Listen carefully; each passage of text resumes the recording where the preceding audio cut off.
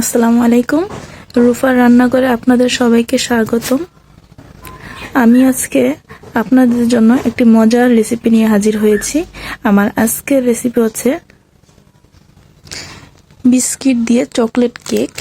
আমি আজকে এই বিস্কিটটি দিয়ে চকলেট কেক বানিয়ে দেখাবো। এই চকলেট কেকটা খেতে ভীষণ মজা। আপনারা চাইলে নিজেদের জন্য বা বাচ্চাদের জন্য বাসায় বানিয়ে ট্রাই করতে পারেন। তাহলে চলুন কথা না বাড়িয়ে এবার আমার প্রসেসিংয়ে শুরু করা যাক। আমি আজকে চকলেট কেক বানানোর জন্য কোনো রকম ময়দা বা বেকিংয়ের পরিবর্তে বিস্কিট নিয়েছি 1 প্যাকেট। আপনারা পরিমাণ মতো নেবেন। আর আমি এখানে বেকিং পাউডারের পরিবর্তে নিয়েছি একটি ইনো। এটা যে কোনো ফার্মেসিতে আপনারা পেয়ে যাবেন। এটার দাম হচ্ছে 15 টাকা। আমি একটি ডিম নিয়েছি মাঝারি আকারের। এখানে আমি 1 কাপ পরিমাণ চিনি নিয়েছি। আপনারা চিনিটা আপনাদের পছন্দ মতো, যে যতটুকু খেতে পছন্দ করেন ততটুকু পরিমাণ দিবেন। আমার এই 1 প্যাকেট বিস্কিটের জন্য আমি 1 কাপ পরিমাণ চিনি নিয়েছি। আর এখানে রয়েছে চকলেট এসেন্স। আর আমি এখানে চকলেট কালার ইউজ করব, ফুড কালার। আর এখানে রয়েছে দুধ, 2 কাপ পরিমাণ দুধ রয়েছে। তো আমি এখন এগুলো সবগুলোকে একে একে একটি হ্যান্ড হুইসের মাধ্যমে আমি এটাকে ব্লেন্ড করে নেব। আপনারা চাইলে আলাদাভাবে বিস্কিটকে জারে ব্লেন্ড করে নিতে পারেন। আমি আজ বিস্কিটগুলোকে ব্লেন্ডারে জারে প্রথমে এগুলোকে গুঁড়ো করে নিব, তারপর আস্তে আস্তে সব কিছু হ্যান্ড হুইসের মাধ্যমে আমি মিশিয়ে নিব। তো আগে বিস্কিটগুলোকে একটু ভেঙে দিতে হবে, তাহলে তাড়াতাড়ি ব্লেন্ড হতে সুবিধা হবে।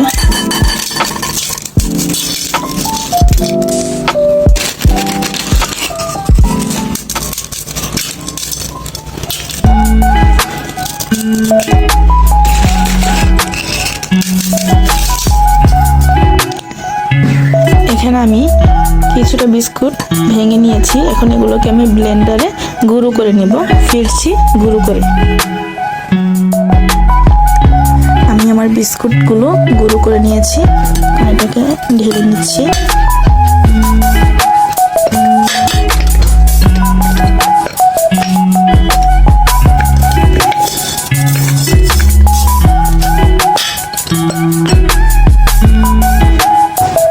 বিস্কুট গুঁড়ো করার পর ওই একই ব্লেন্ডারে জারে আমি একটি ডিম ফেটে নিয়েছি। এখন এখানে আমি চিনিটা দিয়ে দিব।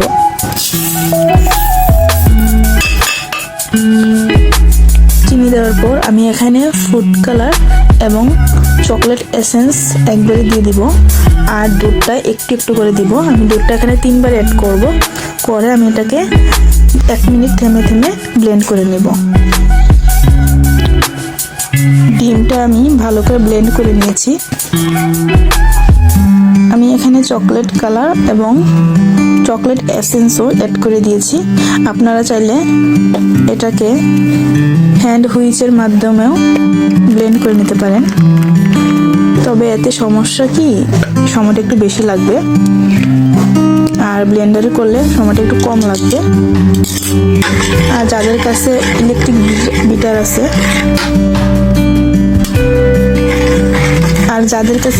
বিটার আছে তারা ইলেকট্রিক বিটার দিয়েও ব্লেন্ড করে নিতে পারেন।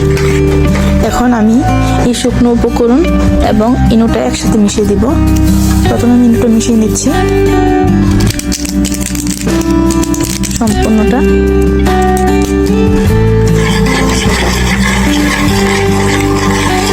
এবার আমি অল্প অল্প করে বিস্কুট গুঁড়োগুলো মিশিয়ে নেব। আমি এখানে কিছুটা বিস্কিট গুঁড়ো মিশিয়ে নিচ্ছি, তারপর আবার অ্যাড করে নেব। আমার কিন্তু এখানে দুধ সবটা লাগেনি, মাত্র 1 কাপের পরিমাণ মতো লেগেছে, আর বাকিটা রয়ে গিয়েছে।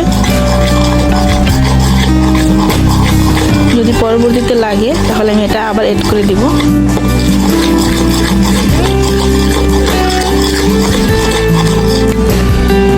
আমি বিস্কিটের গুঁড়ো সবটা মিশিয়ে নিয়েছি।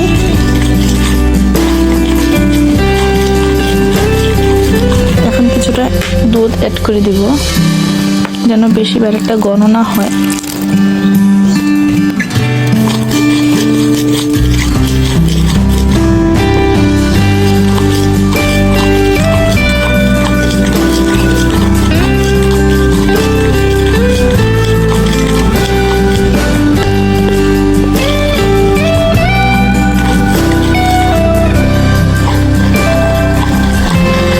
ব্যাটারটা গুলো শেষ হয়ে গেছে। এখন আমি এটা দেখুন আমার ব্যাটারটা কতটা পারফেক্ট হয়েছে।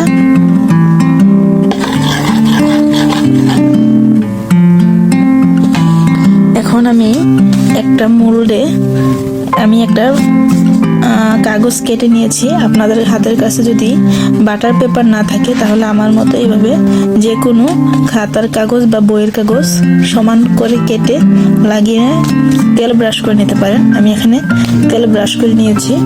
এখন আমি ব্যাটারটা ঢেলে নেব। আমার ব্যাটারটা প্রায় হয়ে গেছে।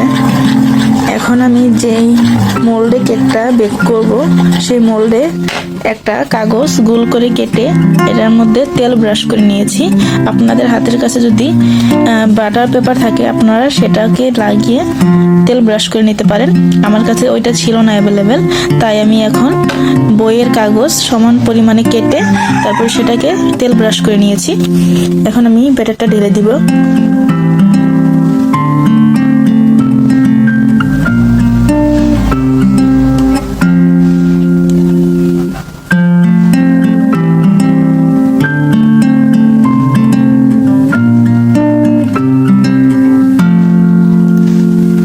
আমার ব্যাটারটা ডালা শেষ। এখন আমি এটা বেক করে নেব। বেক করার পূর্বে আমি এটাকে একটু ট্যাপ করে নিব যেন এটার ভিতরে কোনো বাবলস না থাকে।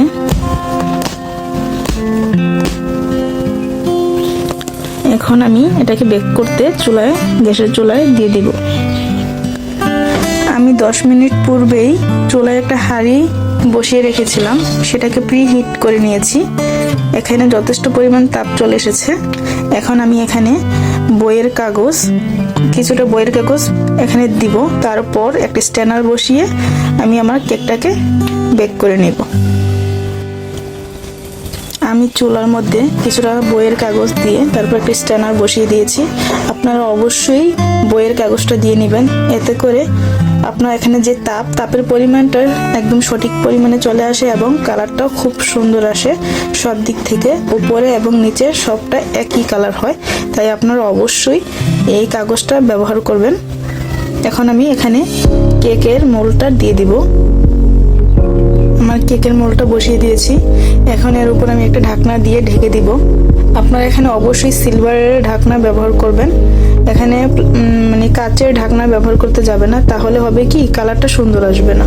তাই এখানে আপনারা অবশ্যই সিলভারের ঢাকনা ইউজ করবেন, এতে করে কালারটা খুবই সুন্দর আসবে, একদম আপনার যারা ওভেনে করে তাদের মতো। আমি আমার কেকটাকে এখন ঢেকে দিচ্ছি। এখন এর উপর একটা কাপড় প্রথমে দিয়ে নিব, তারপর একটা ভারী কিছু দিব যেন বাতাসটা এই পাশ দিয়ে বের না হতে পারে। এতে করে কেকটা খুব সুন্দর পারফেক্ট কালার এবং পারফেক্টভাবে স্মুথ হবে। আমি ফিরছি 30 মিনিট পর, সে পর্যন্ত আপনারা আমার সাথেই থাকুন। ফিরে এলাম 30 মিনিট পর। এবার দেখি কি হয়েছে, আমার কেকের কি অবস্থা। কাপড়টা খুবই গরম। মাশাআল্লাহ, আমার কেকটা কিন্তু খুবই ভালো হয়েছে, সুন্দর হয়েছে। দেখুন একদম বেকিং পাউডার ছাড়া কতটা ফুলে উঠেছে। এখন আমি কেকটা ঠান্ডা হওয়া পর্যন্ত অপেক্ষা করব এবং তারপর আপনাদেরকে কেটে দেখাবো।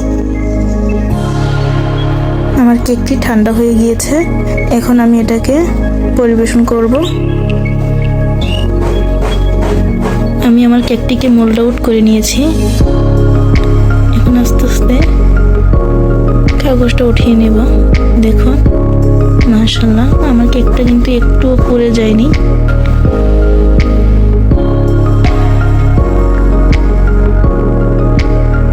দেখুন মাশাআল্লাহ, আমার কেকটি কতটা সফট হয়েছে।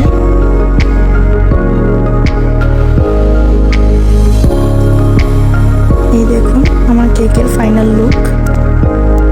মাশাআল্লাহ, কেকটি কিন্তু খুবই সফট হয়েছে, দেখুন কোথাও একটু পুড়েনি।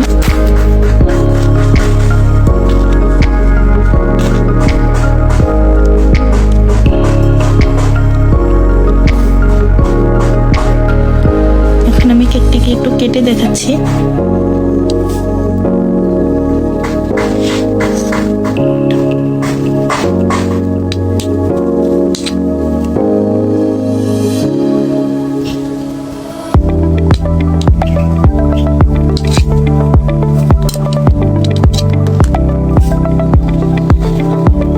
দেখুন মাশাআল্লাহ, আমার কেকটি কতটা সফট হয়েছে।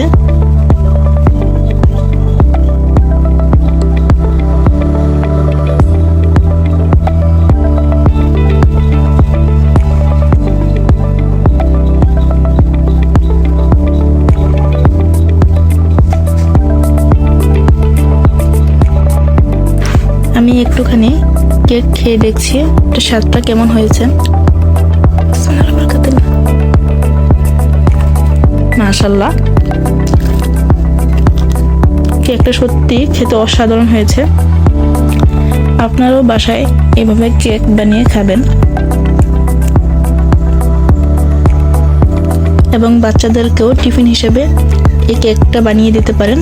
এটা বানাতেও খুব বেশি সময় লাগে না এবং খেতেও খুব সুস্বাদু। নিজেও খেতে পারবেন এবং বাচ্চাদেরকেও টিফিন হিসেবে দিতে পারবেন। আশা করি সবার আমার এই চকলেট কেক রেসিপিটি সবার খুব ভালো লেগেছে। ভালো লাগলে অবশ্যই লাইক, কমেন্ট, শেয়ার করতে ভুলবেন না এবং সাবস্ক্রাইব করে পাশে থাকা বেল বাটনটি অন করে দিবেন, যেন আমি পরবর্তী যে রেসিপি আপলোড দিব সাথে সাথে আপনারা নোটিফিকেশন পেতে পারেন। ধন্যবাদ। আসসালামু আলাইকুম।